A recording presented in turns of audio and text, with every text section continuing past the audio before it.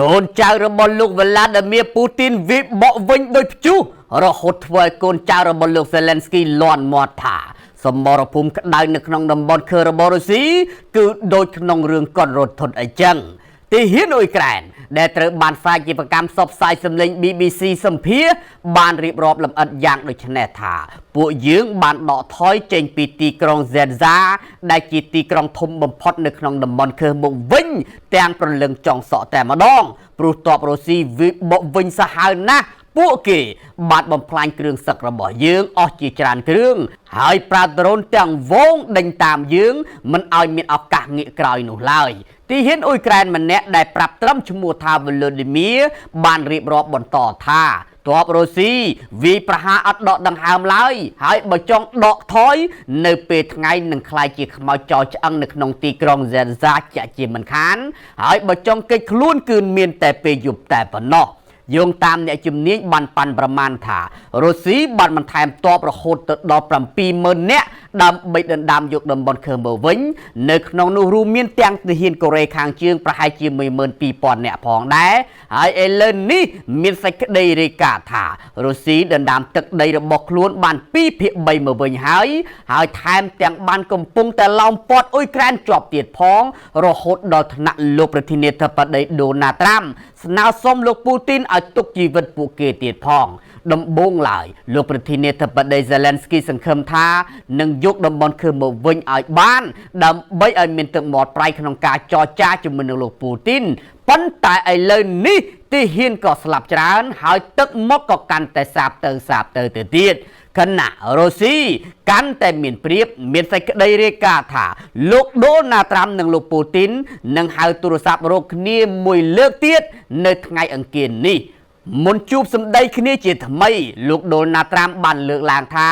មានរឿងជាច្រើនត្រូវបានឯកភាពរួចហើយប៉ុន្តែនៅមានរឿងជាច្រើនទៀតដែលត្រូវជជែកជាមួយនឹងលោកពូទីនដោយផ្ទាល់បើទោះបីជាយ៉ាងណាលោកត្រាំនៅតែលើកឡើងដដែលថាសង្គ្រាមដាច់ខាតត្រូវតែបញ្ចប់ឥឡូវនេះព្រោះក្នុងមួយសប្តាហ៍មានទាហានមកពីភាគីទាំងសងខាងមិនក្រោម 2,500 នាក់នោះឡើយបានស្លាប់ហេតុដូច្នេះមានតែរងចាំមើលលទ្ធផលរវាងលោកដូណាល់ត្រាំនិងលោកវ្លាឌីមៀពូទីនបន្តទៀតទេថាតើនឹងទៅជាយ៉ាងណានោះ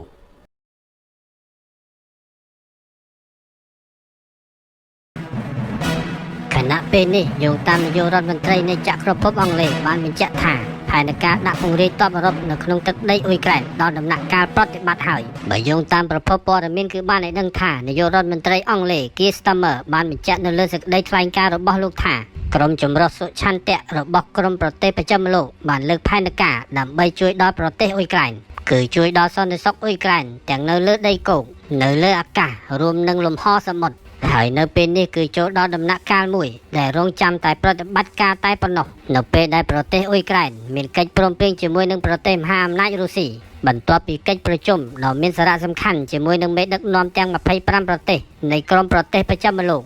កនាយករដ្ឋមន្ត្រីចក្រភពអង់គ្លេស Keir Starmer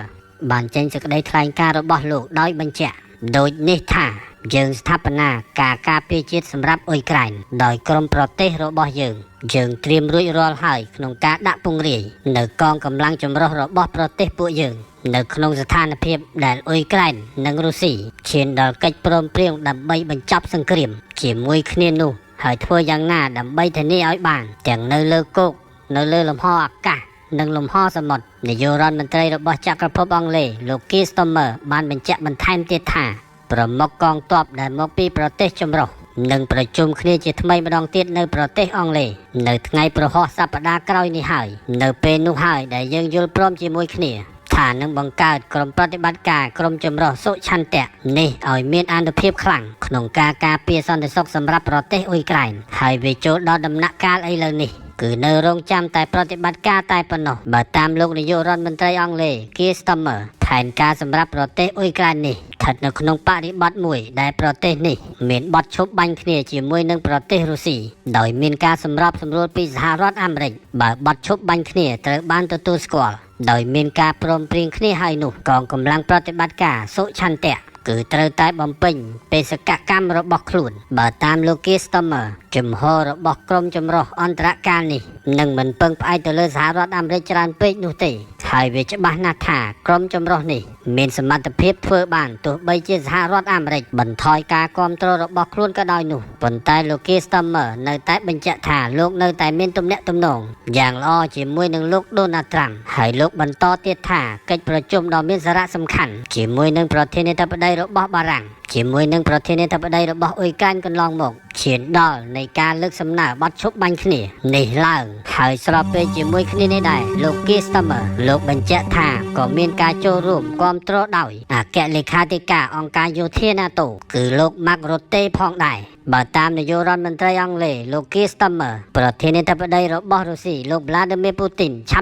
ប់នេះនឹងមកកាន់តុចរចាហើយពិភាក្សាគ្នាយ៉ាងលម្អិតអំពីបទឈប់បាញ់គ្នានេះដែលស្នើឡើងដោយសហរដ្ឋអាមេរិកនេះបើតាមលោកពូទីនកាលពីថ្ងៃប្រហោះបាននិយាយថាលោកគាំទ្រគំនិតផ្ដួចផ្ដើមឲ្យមានបទឈប់បាញ់គ្នានេះបទឈប់បាញ់គ្នាជាមួយនឹងអ៊ុយក្រែននេះប៉ុន្តែលោកចង់ស្វែងរកការចរចាផ្ទាល់ជាមួយនឹងលោក Donald Trump ហើយបញ្ជាក់អំពីភាពលម្អិតដែលរុស្ស៊ីត្រូវបញ្ចូលទៅក្នុងបទឈប់បាញ់គ្នានេះចំណែកឯអ៊ុយក្រែនឯនោះវិញគឺបាននិយាយថាខ្លួនគេយល់ព្រមទៅលើបទឈប់បាញ់គ្នាដែលមានរយៈពេល30ថ្ងៃនោះដែលលើកឡើងដោយសហរដ្ឋអាមេរិកតែអ៊ុយក្រែននៅតែរងចាំការយល់ព្រមពីរុស្ស៊ីតែប៉ុណ្ណោះស្របពេលជាមួយគ្នានេះដែរលោក Vladimir Putin បានថ្លែងនៅឯសន្និសីទសារព័ត៌មានថាលោកទទួលយកសំណើបទឈប់បាញ់គ្នារបស់សហរដ្ឋអាមេរិកប៉ុន្តែលោកត្រូវដាក់បញ្ចូលនៅសំណួរមួយចំនួនរបស់រុស្ស៊ីបន្ថែមនឹងលក្ខខណ្ឌរបស់រុស្ស៊ីថែមទៀតលោកពូទីនបានថ្លែងថាកិច្ចព្រមព្រៀងសន្តិភាពណាមួយគឺត្រូវតែមានភាពជាក់លាក់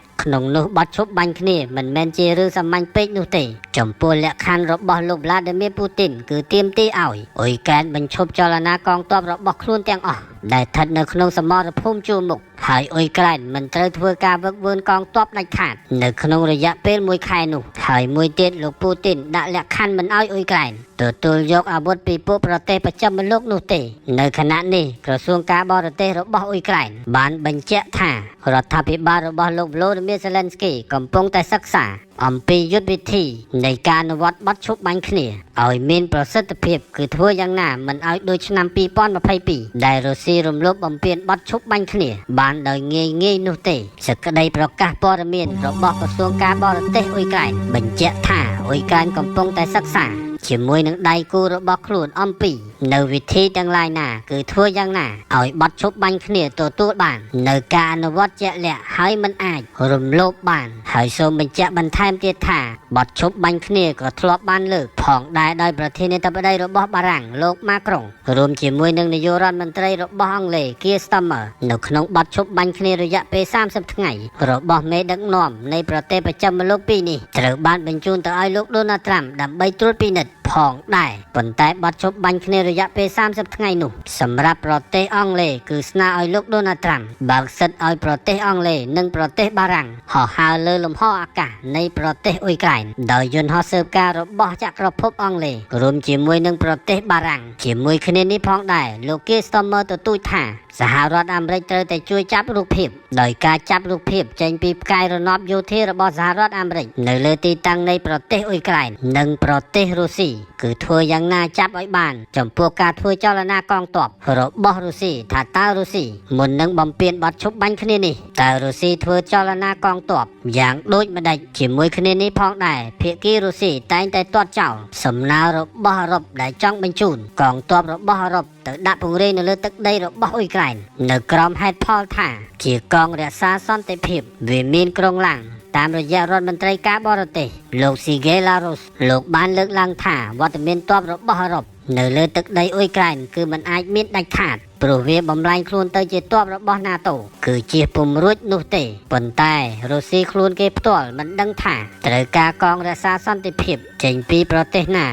ឬតាមរូបមន្តណានោះទេហើយបើតាមទម្លាប់កងរក្សាសន្តិភាពដែលត្រួតពិនិត្យបទឈប់បាញ់គ្នាដែលនៅបណ្ដាប្រទេសផ្សេងទៀតនោះដែលមានសង្គ្រាមផងដែរនោះ ត្រូវតែកើតចេញពីដំណោះស្រាយក្រុមប្រឹក្សាអង្គការសហប្រជាជាតិហើយអង្គការសហប្រជាជាតិជាអ្នកដែលទទួលខុសត្រូវក្នុងការបញ្ជូនទ័ពរបស់ពួកគេទៅអនុវត្តបទឈប់បាញ់គ្នាដោយប្រើឯកសណ្ឋានកងកម្លាំងរក្សាសន្តិភាពនៃអង្គការសហប្រជាជាតិប៉ុន្តែសម្រាប់រុស្ស៊ីមិនបានបង្ហើបអំពីចំណុចនេះនោះទេប្រទេសអូស្ត្រាលីនិងប្រទេសកូរ៉េខាងត្បូងបានប្រកាសថាខ្លួនគេបានត្រៀមរួចរាល់ហើយដើម្បីបញ្ជូនកងទ័ពរបស់ពួកគេស្ថិតនៅក្រោមផ្នែកមួយនៃកងរក្សាសន្តិភាពទៅកាន់ប្រទេសអ៊ុយក្រែនទាំងប្រទេសអូស្ត្រាលីនិងប្រទេសកូរ៉េខាងត្បូងអះអាងថាខ្លួនគេបញ្ជូនទ័ពដើម្បីស្ដារសន្តិភាពឡើងវិញនៅប្រទេសអ៊ុយក្រែនហើយប្រទេសកូរ៉េខាងត្បូងអះអាងថាខ្លួនគេបញ្ជូនភស្តុភារនិងជំនួយផ្សេងៗទៀតដើម្បីជួយស្ដារប្រទេសអ៊ុយក្រែនឡើងវិញ